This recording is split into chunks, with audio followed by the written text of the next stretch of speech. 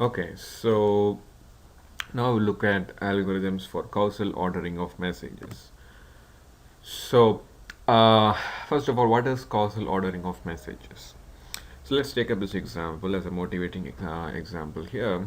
So we have three processes. Process 1 is sending message M1 to M3, and after sending M1, process 1 sends message M2 to P2. And after receiving that message M2, P2 is sending a message M3 to P1. Now, as you can see here, the message M3 is supposed to or arrives to P3 at this time.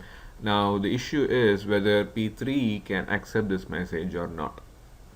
Now, the reason is M3 was sent before or M3 was sent after the receipt of this M2, and M2 was sent after M1. So if you look at the other way, the send event of M1 happened before the send event of M2, and the receive event or the delivery event of M2 happened before this, of course, right? So which means this, the send of M1 happened before the receipt of M2, and then the send of M3 happened before the receipt of M2, which means it happened, the sending of M1 happened before the sending of M3.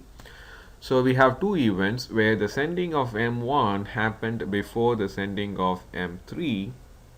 So if two events are causally related like this, two sending events, where sending of M1 happened before the sending of M3, and both messages are sent to the same process P3. M1 and M3 are sent to the same process P3.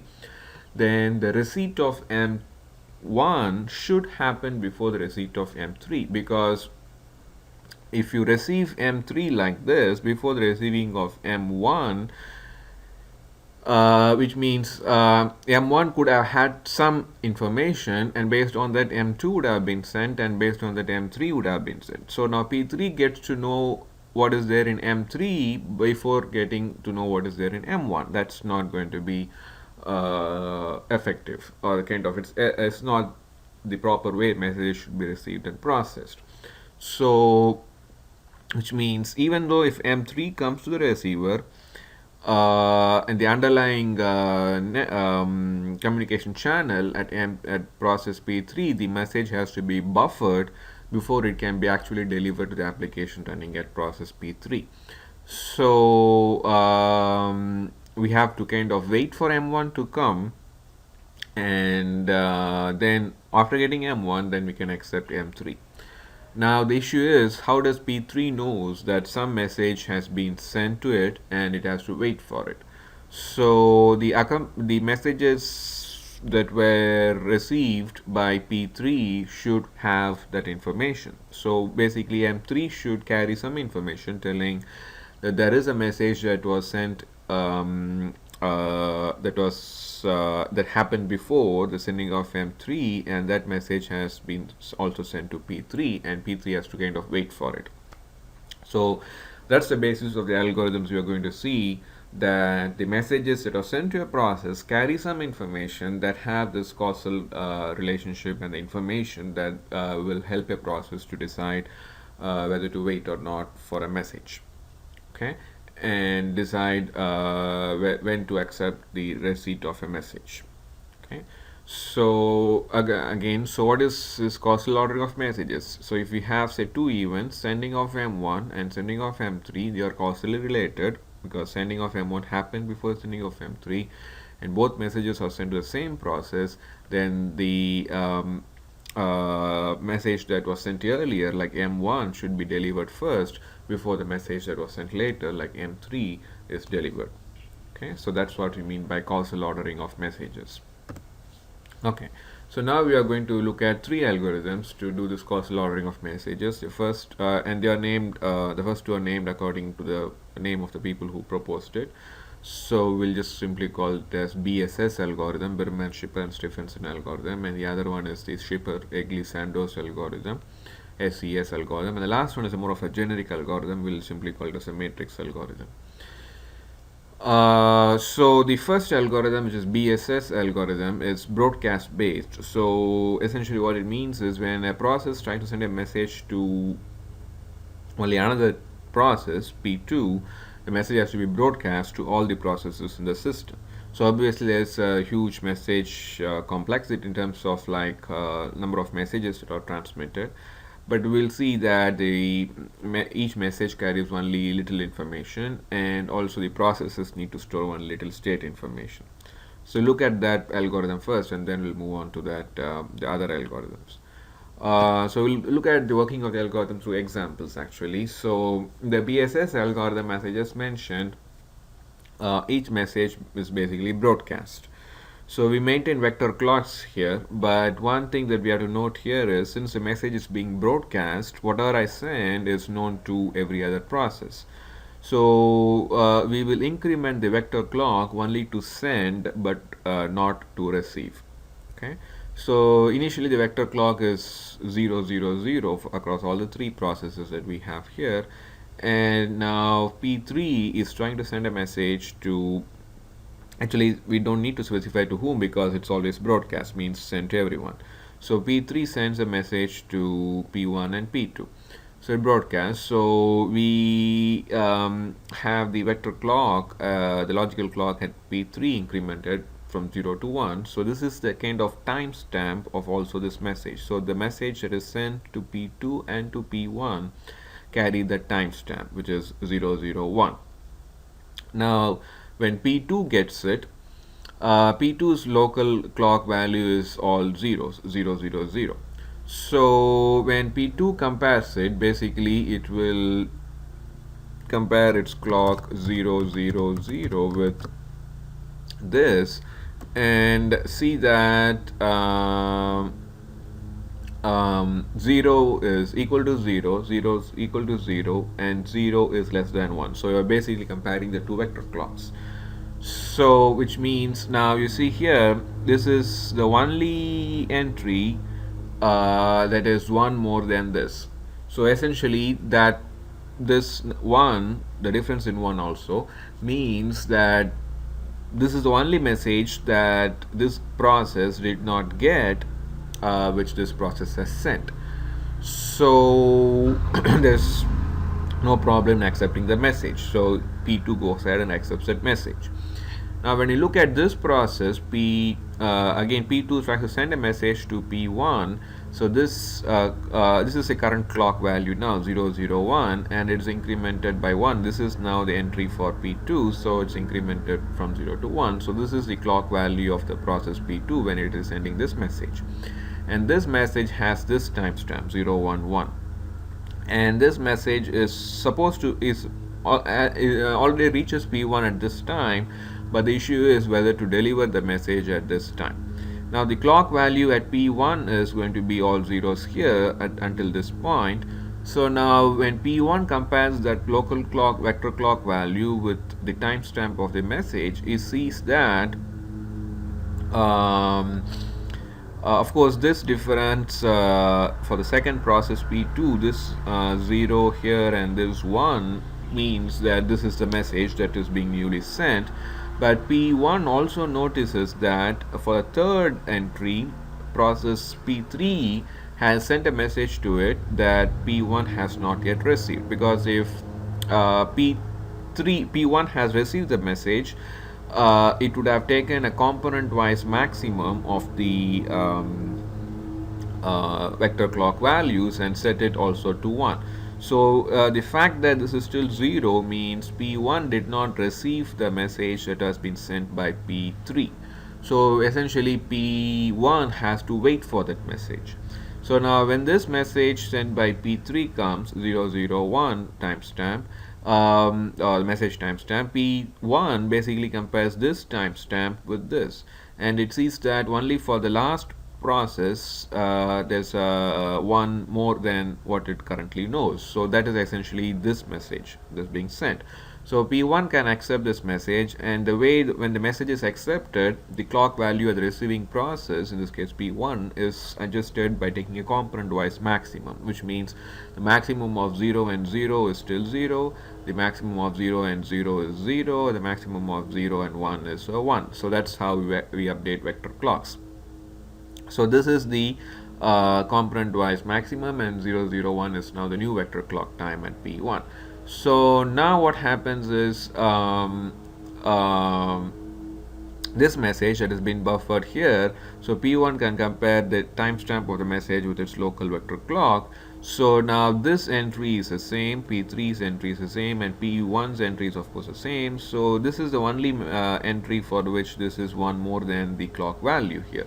So that is basically corresponding to this message. So which means now P1 can accept this message. So again, it takes a component-wise maximum of its vector clock values. The maximum of 0 and 0 is 0. The maximum of 0 and 1 is 1. The maximum of 1 and 1 is 1. So this is the new vector clock value at P1. Okay. So now P2 also broadcasts this message to P3. So when P3 gets it, of course, this is local clock value at P3. So it compares the two the local vector clock value with the timestamp of the message, which is this. So it compares like this. So 0 is the same as 0, and this is 0 less than 1, and this is 1 equal to 1. So this is the only entry, the P2's entry, where this is 1 more than the vector clock value. So that actually again corresponds to this message. So it can accept the message and update its clock value by taking the component wise maximum, which is basically going to be, this is the only change for P2. Entry is changed from 0 to 1. Okay. So that's how the clock values are adjusted in the Bss algorithm.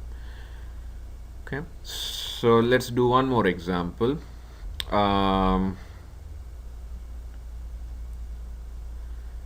So the other example is actually an extension of this. So assume everything has happened, and now what happened is this guy P1 is going to send a message to P3, and so when it sends it, so this is the local clock value before sending, and this has to be incremented to 1. This is the first sending. So in the Bss algorithm, the processes increment the vector clock only when sending, not while receiving. So this is the first message being sent by P1, so this is incremented from 0 to 1, and it is broadcasting it to both processes P2 and P3. Now this message actually comes before the previous thing that we sent. So but the issue is, can we deliver the message at this time instant? So for that we have to compare the message timestamp, which is 111, with the local clock value at P3. So you see here there is this is sent from P1, so this is 0 and this is 1. That is understandable because this has newly sent a message. So that's why there's a difference of 1, and this is 0 for P2's entry, and this is a 1 here, which means P2 has sent a message that was received by P1. P2 actually broadcast, right? So P2 has sent a message to both P1 and P3, and P1 has received it, and that's why this is showing up as 1, but P3 has not yet received the message. And now P1 is trying to send a message that was sent, that is being basically sent after the receipt of message from P2. So which means there is a message that P2 has sent to both P3 and P1, and P1 has received that message and is sending another message to P3, and that message basically is sent after the previous message was received. So the message sent by P2 is causally related, or happened before the message that is being sent by P1. So which means this message sent by P2 has to be received at P3 before the message now being sent by P1 can be received. And of course this entry P3 entry is same as this. So P3 has to wait for the message that is sent by P2, so it waits for it, it comes here. So now when you compare the clock values, the other entries are same except P1's entry, indicating this is the new message being sent, so this message can be now received. And this is the clock value now at P3, because you take the component wise maximum, you get this. So now let's look at this. Now P1 sends a message, also the same message to P2 also, and then after a while it sends another message to both P2 and P3. Now P1 increments its clock value from 1 to 2 and sends this message. Now at P3, if you look at this message sent by P1, these two entries are same. This is only one difference here, and that indicates this is because of this new message. So you can accept this message at P3 and process it and increment the clock. Now the issue is about these two messages being sent by P1 to P2. Now this message is sent after this, so this happened before this, which means when we send two messages, where sending of this message happened before the sending of this message, which means this message has to be received first. But this message is actually coming first, so which means the delivery of this message has to be deferred. Deferred means you cannot deliver it now, you have to buffer it. So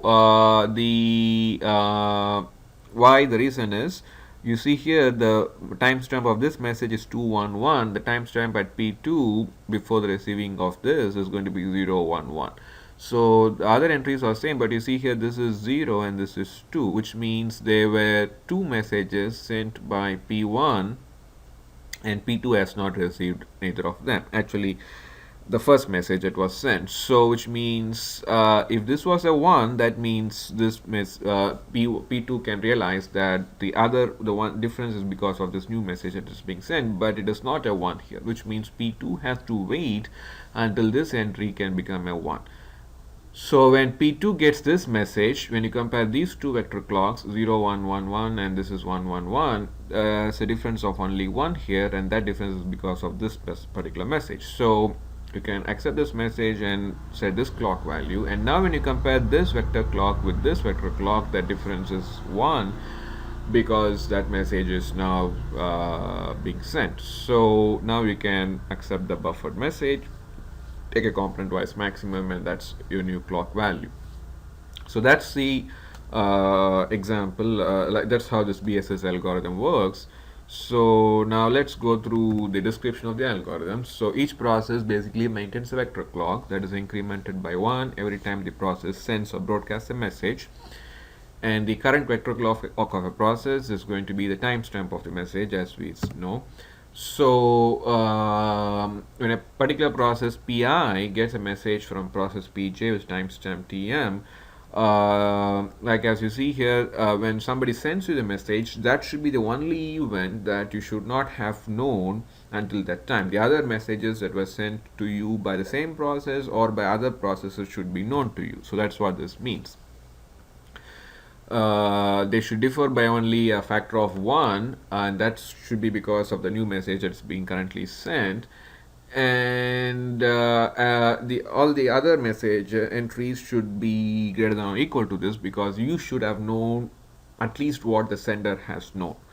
Okay, so when, for example, P3 receives this message, it should have known what at least P1 has known. Okay, so P1 has known that P2 has basically sent a message, but P3 did not know it. So P3 should wait to know or basically receive that message that P2 sent before it can accept anything new from P1. So all messages that were sent happened before. Okay, the current message have to be received before you can receive the new message. Okay. Otherwise you have to buffer that message, and once you receive the message, the way you update the clock essentially is only that entry is different, right? So you have to just increment your entry for that particular sending process by 1, and that is essentially taking as maximum. Actually, you don't need to take the maximum because all your other entries are going to be actually greater than or equal to the timestamp value.